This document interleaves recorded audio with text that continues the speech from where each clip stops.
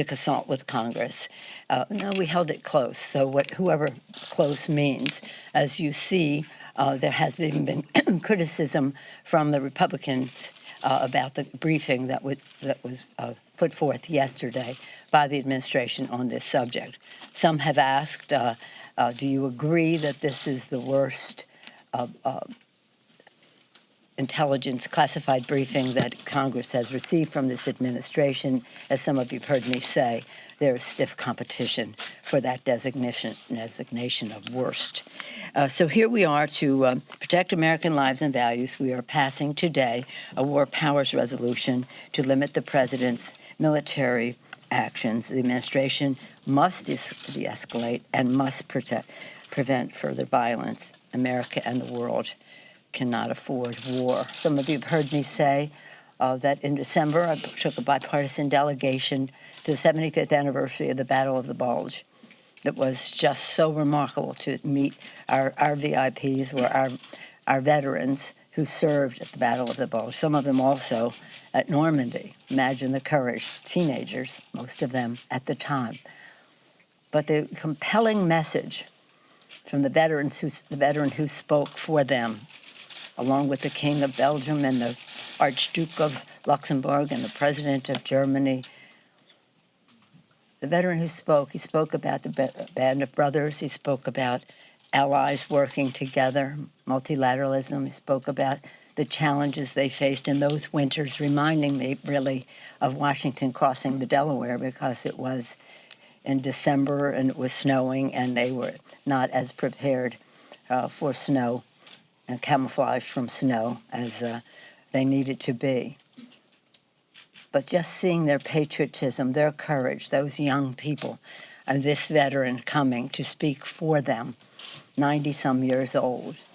At the end of his remarks, he said, I just have one message, and I don't know if it's appropriate to say, but I will. Pray for peace. Pray for peace. That's what we all do. Protecting the American people is our first responsibility. Protect and defend, an oath we take, not only of our Constitution, but of the American people. Pray for peace. That's what we must do. And so what happened, in the view of many of us, is not promoting peace, but an escalation. Not that we have any confidence in the goodness or the good intentions of Iran. And we certainly do not respect, and I, from my intelligence background, know just how bad Soleimani was. It's not because we expect good things from them, but we expect great things from us. Now, in terms of impeachment, you will keep asking me the same question. I keep giving you the same answer. As I said right from the start, we need to see the arena in which we are sending our managers. Is that too much to ask?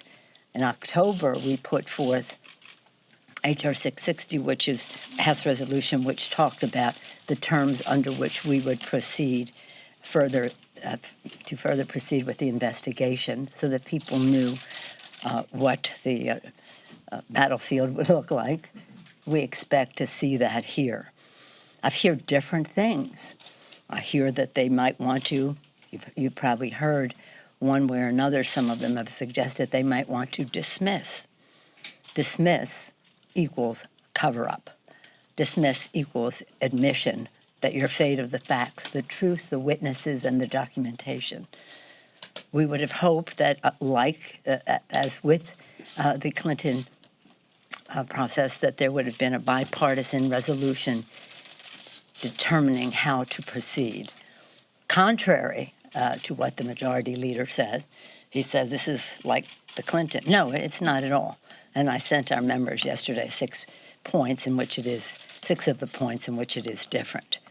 But nonetheless, at some point, we would hope that we would see from them what the terms of engagement will be. We are ready.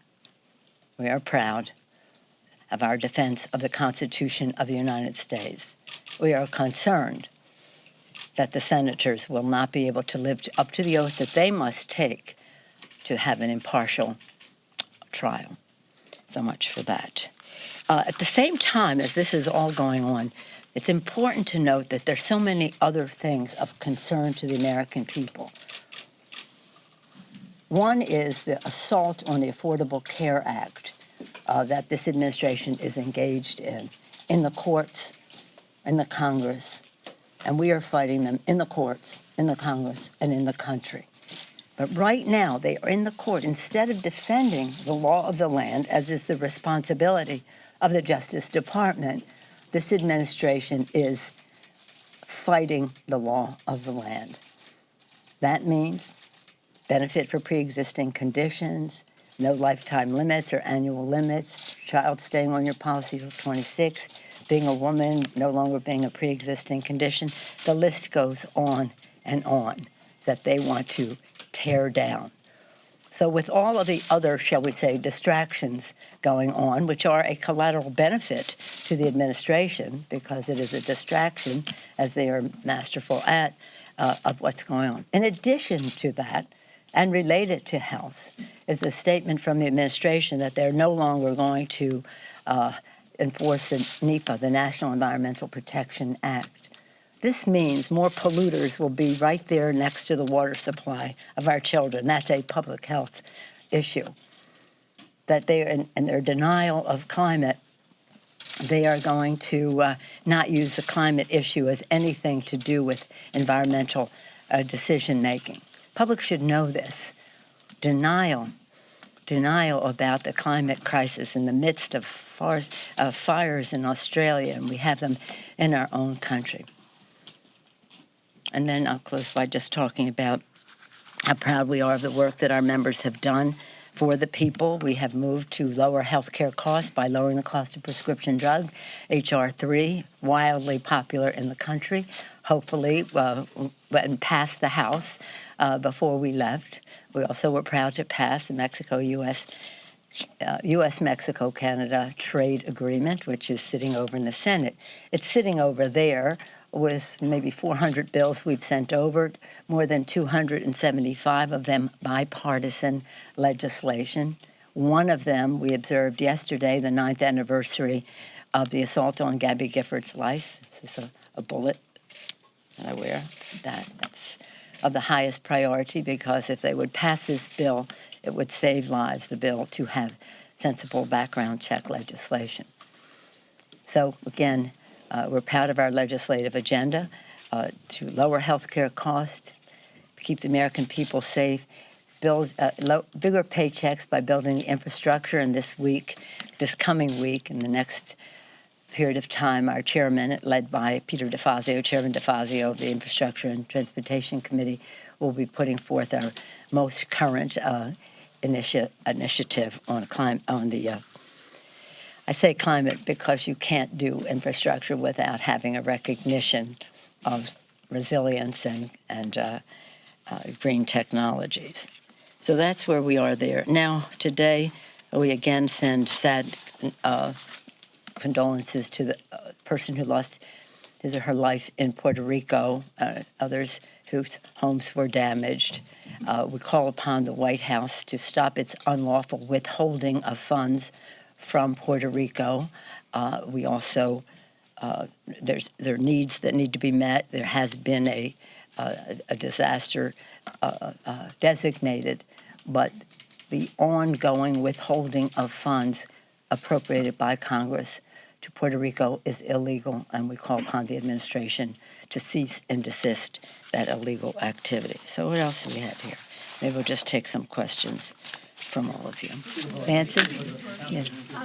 You say that you need to know what the arena looks like Yes. in the Senate. How long are you prepared to hold on to the articles of impeachment if you don't get the answers you're looking for? Well, it's interesting just to listen to what they say, because they may not. The other day, you probably heard the leader say, I'm glad to show you what it is when I'm ready. But we don't know when he's going to be glad to be ready to show it to us. So there is something that they will have. And then he says, well, we'll pass it once we get the articles.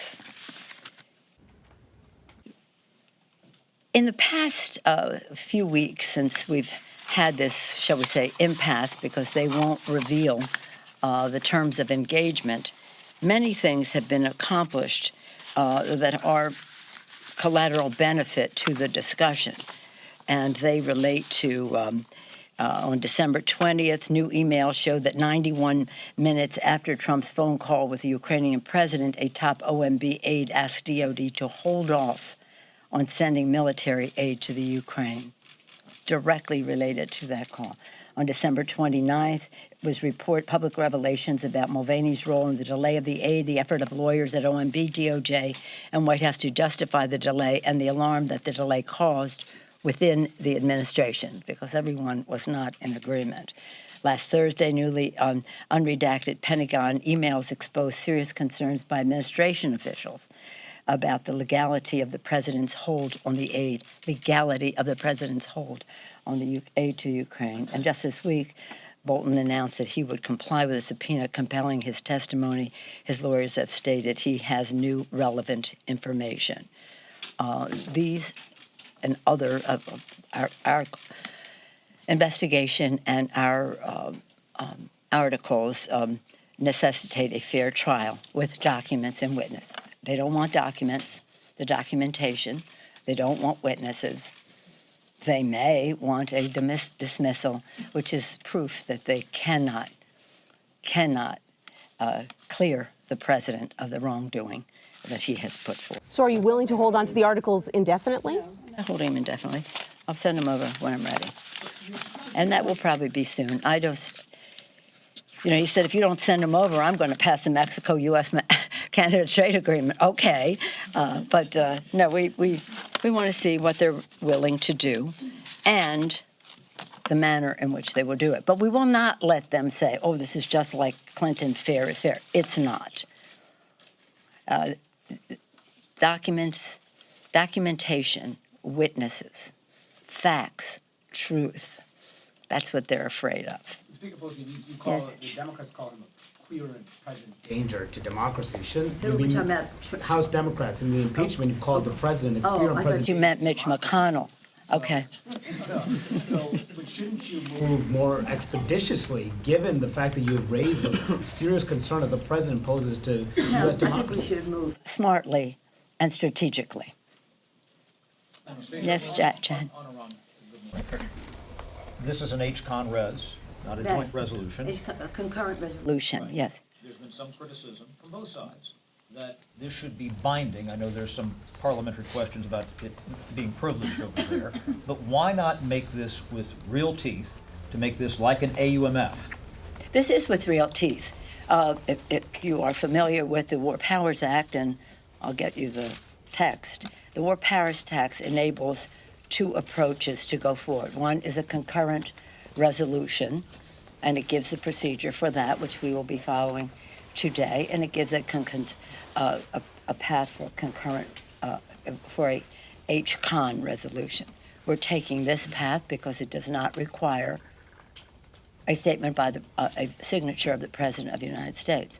This is a statement of the Congress of the United States, and I will not have that statement be diminished by whether the President will veto it or not. Madam Speaker, many of your members have raised serious concerns about the timing of the strike against Soleimani, the administration's justification. You've been briefed. Do you think that the administration misled the American people about an imminent attack? I think that it's very unfortunate that right now, because I was briefed in the Gang of Eight and I was briefed in the, what did he call it, demeaning and worst a classified briefing that the Republican senators ever heard yesterday. So it's, at this point, in terms of what is in the public domain, difficult to address some of what they contended. However, I will say this, because I was informed by phone call, as I mentioned to you earlier, I think I did anyway, that when I was briefed by the Secretary of Defense and the Chairman of the Joint Chiefs over the weekend, taking responsibility for the killing, that it was disdainful in terms of not consulting with Congress, dismissive. We held it closely, really So if you want us to all join together, let us have a strategy that we work together on. I do not believe, in terms of what is in the public domain, that they have made the country safer by what they did. And that is what our responsibility is. We'll have more discussion of this on the floor today at some length. But it's real, again, as I go back to the Battle of the Bulge, pray for peace. We must avoid war. And the cavalier attitude of this administration, it's stunning. And the president to say, oh, I inform you by reading my tweets. No, that's not the relationship that our founders had in mind in the Constitution of the United States when they gave power to the president, to the White House, to do one thing in terms of our national security, and to the Congress to declare war and to allocate resources and the rest. So this is your question is an important one. We will have 2 hours of debate, an hour on the rule, 2 hours on the bill today to put forth some of the factual basis of the concern that we have. And let me just say this, because you hear the administration say, well, we were justified because the Office of Legal Counsel said. The Office of Legal Counsel is a tool of the President of the United States. That's who that is. So whatever the president wants to do to be declared legal, his Office of Legal Counsel declares it so. So it's misleading to the public as to what the War Powers Act, Article 2 that gives the president certain powers, Article 1 that gives the Congress certain powers are. It's a very big issue now because it's nothing less than preventing war as we honor our first responsibility to protect the American people. Madam Speaker, Yes, ma'am. Yes, okay. the briefers yesterday that came to the Senate, several people came out and said the briefers told them that putting out information debating the War Powers Act would empower Iran. The House floor is debating war powers around Iran. What do you say to the Trump administration if they're telling you that's empowering Iran? I don't spend a whole lot of time telling them anything because I don't know what their basis of judgment is to receive information. However, I will say this. If they think that any statement they make is there to curtail public debate on a subject as serious as this, it just explains to you the seriousness of the situation that we are in. We will debate on the floor of the House. Now, we are not going on the floor talking about what we learned in the, and they said at the beginning, they said, even if you read it in the newspaper, if you hear it in here, you can't talk about it. And then they proceed to tell us many things that we have read in the local metropolitan journals that are seen on TV. But that's foolish. That's, it's completely foolish. And as I say, we have no illusions about Iran. No illusions about Soleimani. He was a terrible person, did bad things. But it's not about how bad they are. It's about how good we are, protecting the people in a way that prevents war and does not have us producing again and again generations of veterans who are suffering because of it. Let me just close by saying this. When we were there, and I've met many of these veterans at 70th anniversary of Normandy. When I met them there, I said, well, my uncle was in World War II close to the Battle of the Bulge. They said, well, we went there next. And these were so brave teenagers, mostly. They were 18, 19, some 17 years old. And when we talked to them this time, because deeper relationships over time, they said, I never wanted to kill anybody. I didn't want to kill the Germans. I was incapacitating them. I would shoot them in the leg or something. And then one of them told me, I killed somebody, and I found out later he was a doctor, and I've always carried that with me. I said, well, you were instructed to shoot him, because a superior said, you take him, I'll take him, And he said, well, I still never forget that. So we all would die for our country. We take pride in saying that. But to kill for our country is a pretty traumatic thing. So when we want to engage in these, whatever you want to call this, that the president engaged in, have to be really careful about how we endanger our men and women in uniform who courageously, patriotically put themselves out there to protect and defend. Any other questions? Yes, sir. Thank you, Madam Speaker. Because the airstrike targeting General Soleimani happened in Iraq, is it time for the House to consider a broader AUMF? I know that that's sort of the legal justification the administration has put forward with this airstrike. Is it time for Congress to get rid of the 2001, 2002 AUMF? For sure. Well, we did get rid of the AUMF of 2002, and it was in an appropriations bill, and it passed in a bipartisan way. And in the dark of night, the then Speaker Ryan just took it out. It was highly unusual. Highly unusual. They just went and took it out. I mean, that's ridiculous, but that's what he did. So Congress has already passed rejecting, after it passed both houses, he took it out before it was signed. So we will have that resolution coming up soon under leadership of Congresswoman Barbara Lee, whose wedding we observed today. And then the question is, what do we do about an AUMF? It's harder than you would think, because an AUMF, so who's president, a Democrat or Republican, how much power, confidence do you have in that person, regardless of party, to execute an AUMF? And the decisions that have to be made about AUMF, it's important to note, are what is the timing of it? This one is too long. It didn't have a date. It should have a date. Not one that couldn't be renewed, but nonetheless, it should have a date. The timing, the geography. What are we talking about? This was to go into Iraq. It was used then to pursue al-Qaeda, different places, and here we are. And third, what is the scope? Are we talking about boots on the ground? Are we talking about air cover? What are we talking about in terms of scope? So timing, geography, and scope. When you have that debate, it's, well, I want the president to have as much power, or I want the president not to have as much power. So it's hard. It's harder than you would think, but we have to do it. And when we do it, we have to have it with enough time that is realistic militarily, but also not endless, so that we're in a situation that we're in now.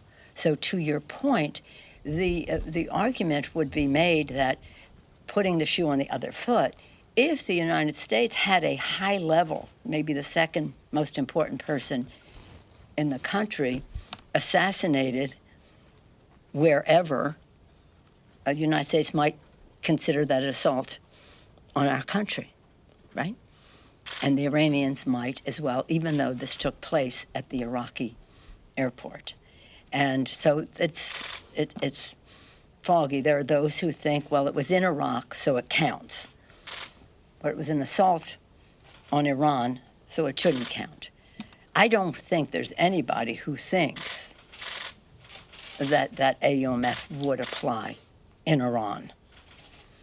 To your other point on it, though, it is it needs to be addressed, rewritten, because we have to have an authorization of use of military force specific to the danger that we are addressing.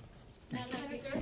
One last question, yes, ma'am. You had mentioned the Clinton impeachment trial agreement, the need for witnesses and documents. What other details specifically are you waiting to hear from Senator McConnell? And why not fully turn over these negotiations now to Senator Schumer? Well, they are in the Senate hands.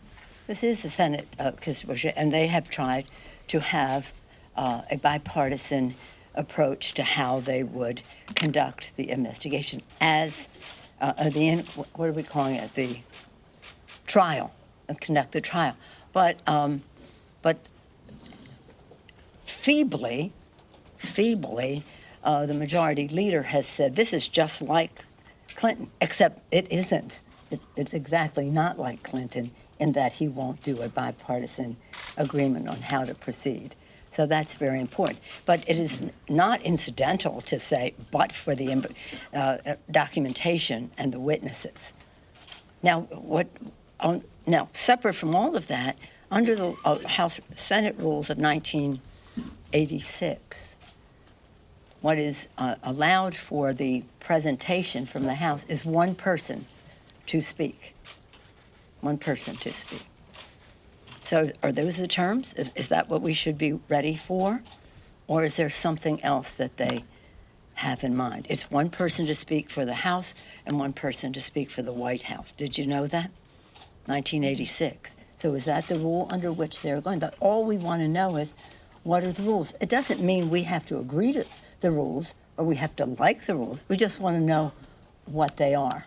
So getting back to sports, because that's all we live, right? Football, college, high school, professional. Do we send in our team or do we have to send in special team as well as the team? Because we have to know what that trial is about. Why not send the articles over and turn the whole negotiations over to Senator Schumer? No, yeah, they've had the negotiation. The senator has said he doesn't have to have witnesses and the rest. So that's, but we may send them over, but I'm not responsible to Mitch McConnell or anybody else except my members and the people who have worked so hard on this. Members and staff, patriotically honoring the oath of office, the Constitution of the United States. And I will give them our best shot to find the truth for our bosses, the American people. Thank you all very much. Thank you. You going to the Niners game? Thank you. You going to the Niners game? It would be my intention to go. I went to the one game in San Francisco. We watched all together the second game in Seattle. I have, unfortunately, responsibilities to save our country from peril this weekend, so I have on my Democratic, wearing that hat of political leader this weekend, so my family will enjoy our season tickets at the 49er game. And then next week, get one game at a time, and then we'll see about Baltimore-San Francisco Super Bowl. Well, we had the Baltimore-San Francisco Super Bowl, and that was hard because I had been rooting for both teams all along, right? And again, going to the 49er games and watching the Baltimore games on TV right there at the stadium. So what happens if they both win? Nobody was in a more difficult situation than I, then the mother of the coaches, brothers coaching the teams. And then you saw what happened at that game. But the D'Alessandros from Baltimore came all dressed in purple, and the Pelosis from San Francisco all came in red, and we had a lovely family reunion. This time, I hope that we'd get a similar result, that we'd have both teams in. I already, because of my, shall we say, responsibilities to win the House for the Democrats and hopefully the Electoral College for the American people, I was scheduled to be in Florida that weekend. So I'm all set. I'm all set. One way or another. Do you think Harry and Meghan will move to California? Who knows? We're talking about Tom Brady. I mean, who knows? Who knows what happens with all this? But isn't it interesting? And it's wonderful because it's so unifying. Everybody, whatever your politics or whatever, forget it. It's about the team. And we all like to say, and we all believe that we're all Team USA. So however it turns out. Thank you all very much. Thank you. Right, a fairly lengthy press conference there held by Nancy Pelosi to members of the press, and she talked about the War Resolutions Act, which the Congress will be voting on later today. She also talked about the articles of impeachment, which she has not sent over to the Senate yet. And at one point, she was sort of very forceful and said, "I'll send it over when I'm ready." Right. Although she indicated that she might be ready fairly soon to do so. So there's a lot to get into, and our Nancy Cordes was in that press briefing, and so we're going to talk to her in just a bit. She's getting mic'd up, and we'll have all the information on Speaker Pelosi's press conference, including reaction earlier today from some Senate Democrats and Senate Republicans.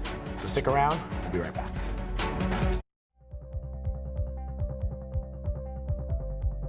You can watch CBSN 24/7. We've got an amazing story to share with you. Let's talk about the latest developments. There's so many levels to this. We have a CBS News exclusive. Fires in California. What happens next and how does it all play out? We are on a mission with NASA.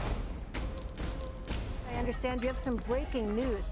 It's not over yet, is the bottom line. This is a massive operation. It's quite an adventure here at CBSN. It's been a day. You can watch CBSN 24/7. It's easy to find us and it's free. One way to watch us is on our website, cbsnews.com. Just go to live and then click CBSN. You'll be instantly connected to CBSN for all of the latest news. And you can also watch by downloading the free CBS News app. Just click on the player and you're watching CBSN live. Check us out on all of your devices. We're always on.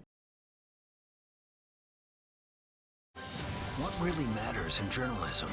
The truth matters. Facts matter. Getting to the heart of the story matters. Your dad saved their lives. It's what we do at CBS News, and it's our promise to you. The CBS Evening News with Nora O'Donnell.